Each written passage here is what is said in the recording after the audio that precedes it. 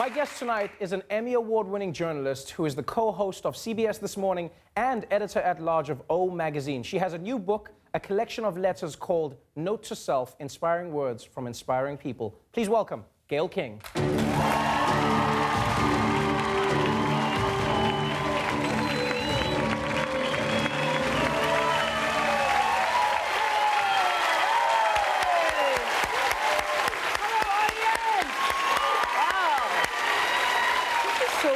Trevor. I'm so glad to finally have you on the show. This is great for us. This is my first time on the Trevor Noah this show, is great. And I'm psyched. This is great to have you. Because we watch you every single day. Obviously, we watch all the news, but we love watching your show every single morning. How do you do it where, like, we report on news all the time and we make jokes about it and the audience laughs at it, and you're in a position where sometimes you have to report the most outlandish story and then with a straight face just carry on like nothing happened. Well, this is live as well. Are there no moments live, where you... And sometimes you just have to bite the inside of your cheek as hard as you possibly can. Somebody told me once, if you grab the inside of your skin right here and pinch it as hard as you can, that will prevent you from laughing. Wow. So a couple of times I've had to do this. But I was watching you at the top of the show where you were talking about the apology. I know we're not going to talk a lot about news. But don't you think, Trevor, that if they finally come out and apologize now, would it still mean something when I have to beat you up to give me an apology? Does that feel good to you if I have to sort of embarrass you to apologize for something? Here's my honest opinion on it. Yeah. I think that many people would like the White House to apologize because it restores the pretense of normalcy in what's happening in Washington as opposed to the actual act of apologizing. So people are just like, just say it's normal again. Yes, but in the past, it seems that when you're asked to apologize at this particular White House, they double down and do the opposite. Right. So I don't know if it, even if you get the apology, if it's going to mean anything. So if they're doing the opposite, I don't think journalists... the apology's coming, by the way. I just don't. I don't think they've ever apologized. No.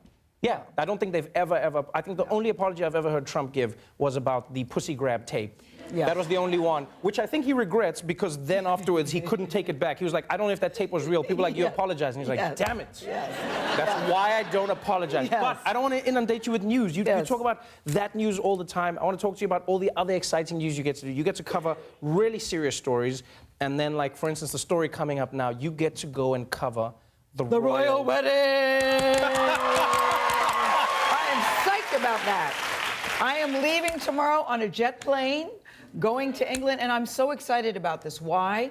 Because, listen, I got up at 4 o'clock in the morning to watch Princess Diana when she got married, got up at 4 o'clock to, unfortunately, watch the funeral, and I still remember William and Harry walking behind their mom's casket. Wow. That was heartbreaking. He was 12, and, you know, Harry's been through some stuff. He's been very mischievous, done some things, but it's so nice to see him come out on the other side and in love. And look at Meghan Markle. Biracial, American, divorced, older by 3 years, so that doesn't really count. But that doesn't really count. But she is so opposite of what you would expect in the monarchy. But yet they've embraced her. And I'm just nuts about this girl. I don't know her either, but everything I read and see, and we've interviewed her friends, we've talked to people who've worked with her, she just seems like the real deal. She had a life before him, and the two of them together, I just think are magical. It does feel like a fairy tale. Don't you love love? I love love. I do. I love love. I really love love. It's like a fairy tale story. I do too. In many ways. Should we ask if you're in love, Trevor Noah? I'm always in love. Are you? Because I love love. I love love. Let me talk to you about the book. Very good. Very good. Let me talk to you about the book. Yes. Note to Self. I feel like in many ways that's what this book is about. It's about love.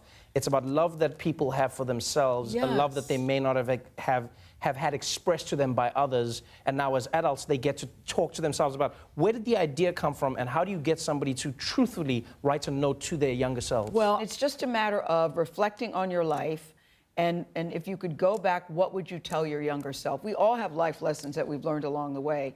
And I think that it's interesting for people. It's cathartic for some. It's empowering for some. It's painful for some. Fun and funny. And I'm always amazed at how seriously people take it. Yes. And so, you know, you put a lot of thought into it. I think I would ask the audience, just think about if you had to reflect on your life, what would you tell yourself back then? It's interesting because you have Oprah Winfrey, you have Joe Biden, you have Tyler Perry.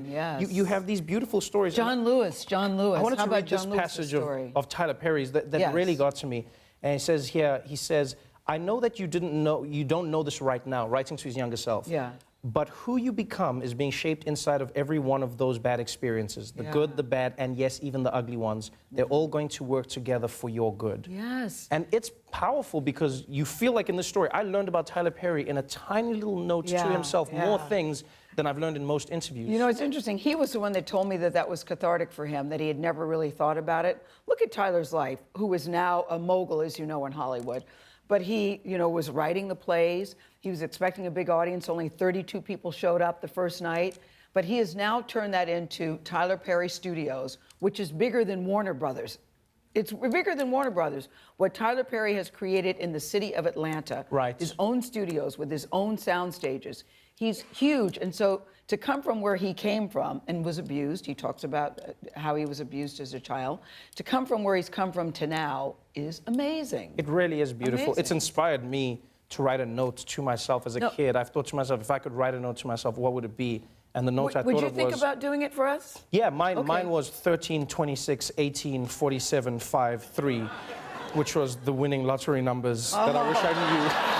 You guys started laughing. I'm like, what does that mean? Thank you so much for being on this show. Gayle will be co-hosting CBS News' Royal Wedding coverage live from London, May 19th from 4 to 9 a.m. Eastern. And Note to Self is available now. Gayle King, everybody.